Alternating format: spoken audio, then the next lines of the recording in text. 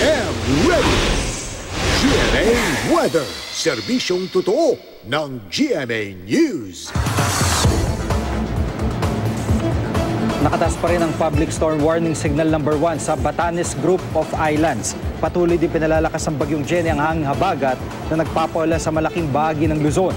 Sa datos ng The Weather Company, magiging maulan pa rin sa malaking bahagi ng Luzon bukas. Sa Metro Manila, mataas ang tsansa ng ulan. Mas maayos na panahon naman ang aasahan sa halos buong Visayas. At sa Mindanao, may pag-ulan pa rin mararanasan lalo na sa kanlurang bahagi nito. Masungit din ang lagay ng mga dagat sa seaboard ng Northern Luzon at Eastern Seaboard ng Central at Southern Luzon. Namata ng mata ng bagyo sa layong 395 kilometers sa ilaga ng Itbayat, Batanes. Taglay nito ang lakas ng hangin nasa 185 kilometers per hour at bugsong hanggang 220 kilometers per hour.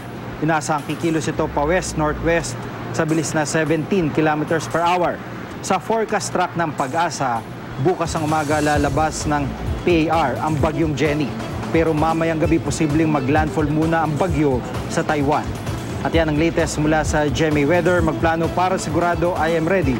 Serbisyong totoo ng GMA News.